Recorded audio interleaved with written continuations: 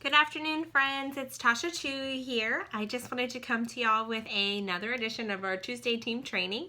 Diane's asked me to talk to y'all a little bit about goal setting and how we can apply those goals to our business. And so in preparation for sharing with y'all, I went online and I looked up just some quick statistics about goal setting. And I really find these to be really interesting and true. So I wanted to share those first before we dive in to how we can use these tools for our business. So one thing that I saw that I read was that if you write down your goals, that you are 50% more likely to achieve them. That makes total sense to me, and we have such beautiful Mary and Martha products to actually write our goals on. I figured, why not? So write it on your memo board, on your chalkboard tray. Maybe you want to write it on your new rotating memo board if you have one of those. So there's lots of ways that you can kind of put those goals and reminders in your home, in your office. Maybe stick them on a sticky note. Wherever you're going to see them, I really encourage you guys to write those goals down.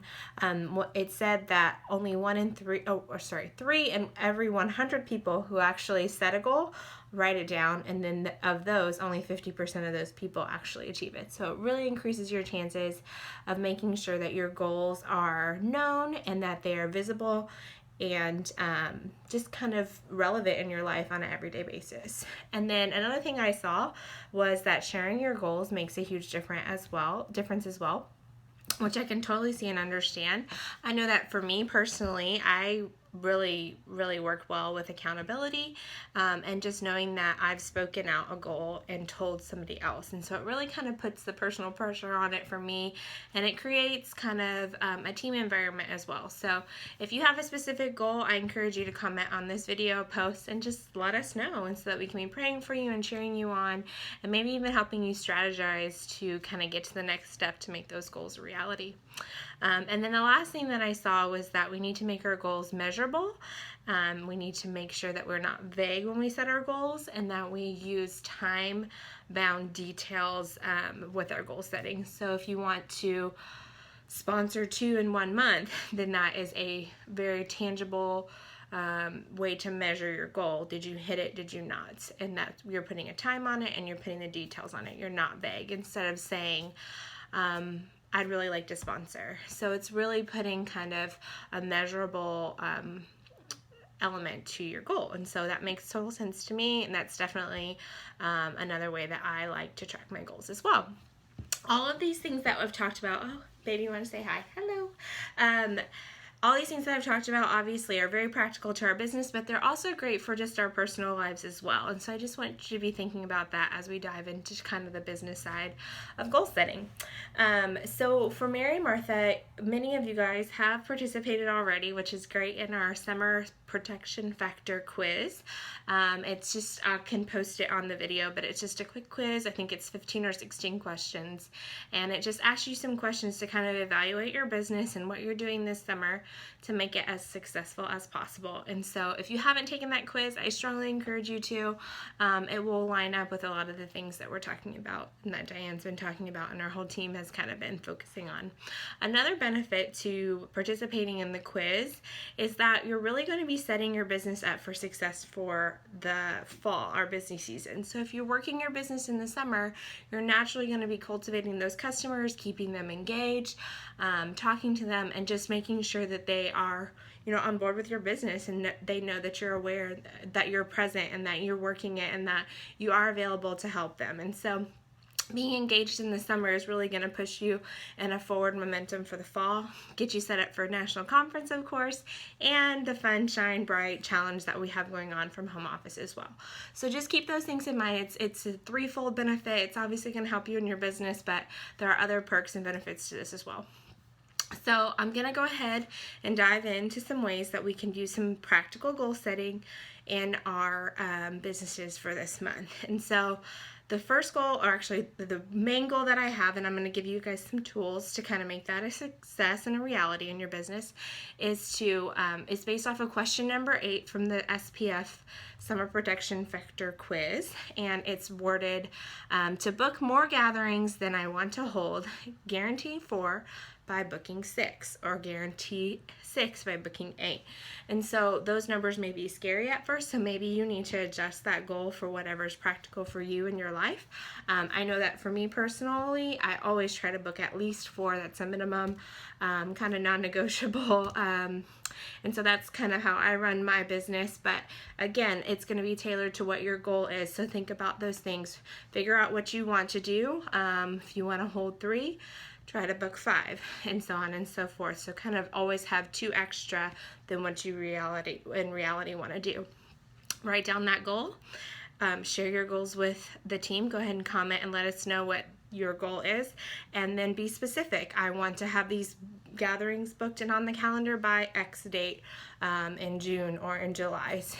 So preferably June, because again, the earlier that we book, the more bookings we're going to get later in the month. So that is the goal that we had to work on, and I want to give you guys a couple of tools, or kind of highlight some tools that we have in Consultant Connection and that our team has used in the past to kind of help you make those a reality.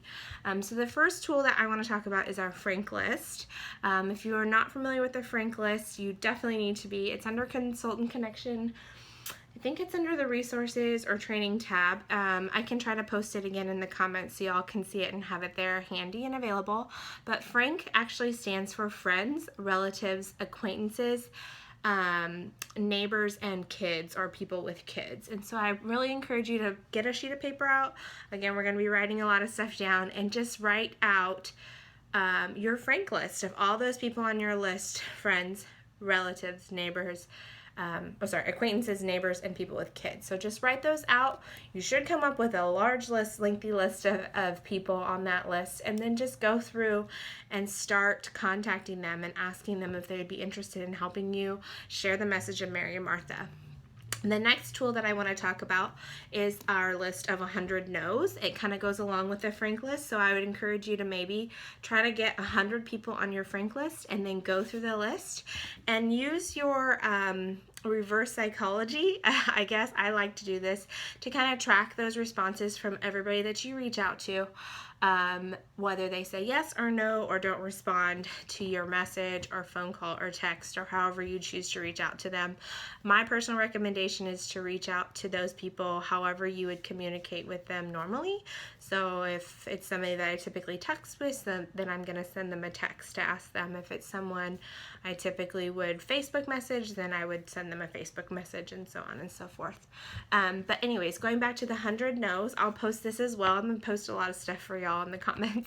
But there's kind of a fun little sheet, and it has, it's designed, and it has 100 boxes to check. And essentially your goal is for every 100 people, or every 10 people of your 100 that you ask, you're kind of going to use your brain to reverse psychology it and be like, cheer for the no's, and be like, yeah, I got a no, someone turned me down. So that way it's going to just kind of keep your heart in check and keep you in a positive light, and keep you going, and keep you fueled for the next person that you're going to ask, because we are going to get people that say no, and we are going to get letdowns, and it is discouraging. But if we can kind of change our mindset and our frame of mind, it's really going to help us keep going and keep on the mission that we have with this business and through our army of women. So that 100 no's is a fun way to kind of challenge yourself, but then also keep your mind in a good, positive mindset. And I like to use it. I filled out a couple 100 no's sheets in my time with Mary and Martha so far.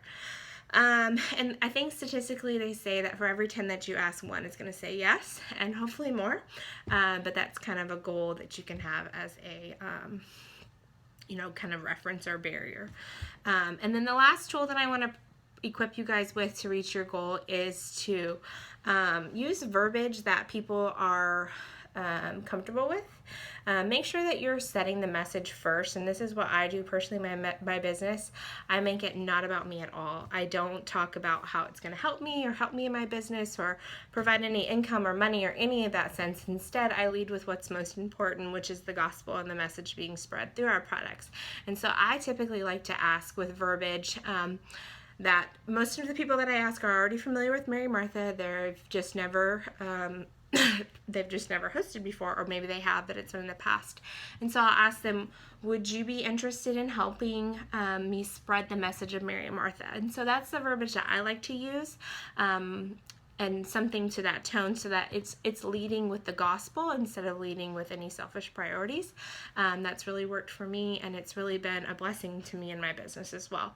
So that's just an idea. I can give some more specific verbiage if y'all would like, but that is kind of what I lead with. And then another tip for asking and inviting people to the hostess opportunity is to ask questions that are going to be not yes and no questions, because those are easy to turn you down, right? You don't want those no's, even though we're checking them off on our no's list. We really want the yeses. And so asking questions like, are you available on would it be better for you to have a morning or an evening gathering, or are weekends or weeknights better for you? Asking questions like that is going to be a little bit more it's going to be harder for them to turn you down, because they're going to directly have to say no and get out of that question instead of just answering what you said. And so it's not a way to trap people, but it's just a way for you to skillfully use your verbiage and dialogue in a way that's going to benefit you and your business and the message of Mary Martha, of course. And so that's kind of just a few tools that you can use to get your goals. So back to the goals. Again, I'm going to go back to question number 8, which is our main goal for this video training, is to book more gatherings than I want to hold. So I have a couple of pieces of homework for y'all if you guys are engaging with this. Is 1, take that SPF Summer Protection Factor quiz if you haven't already. 2, decide what your goal is, write it down, share it on the page, comment on this video or wherever you want to. Tell someone, you don't have to tell us, but just tell someone what your goal is. I want to hold 2 gatherings. I want to hold 1 gathering. Whatever it is, make sure that you're sharing that with someone to help them keep you accountable and help them, you guys can strategize together, work together, and make it a fun thing that's just not only within yourself. And then make sure that your goal is measurable. Again, make sure you're setting a timeline for when you want those gatherings to be held, and make sure that you are measuring your results in a way that is going to be a tangible way to know whether you hit your goal or not. And then going back to the tools, I'm going to post the Frank list so that you guys have that resource to get started. The 100 no's worksheet, I'll also comment with that, so you guys have a fun way to track those no's and hopefully get some yeses along the way. And then, of course, use some verbiage that's really going to open up doors and opportunities and maybe push people to really consider the opportunity instead of just immediately shutting you down. So I hope that you guys gathered some good ideas from this training video and that your summer season is blessed. I do know that June and July for me and my business last year were some of my busiest and best months. And it really did set me up for success for the fall. And so I want to just bless y'all and encourage you guys to continue doing God's work and continue making that message of making Him known and famous #1, and making that the priority in your business, and you will not fail. So I'm thankful for each one of y'all, and I hope that this helped. If there's anything that I can do to encourage you or help you, please let me know. My name's Tasha, and you can comment or message anytime. Thanks, guys.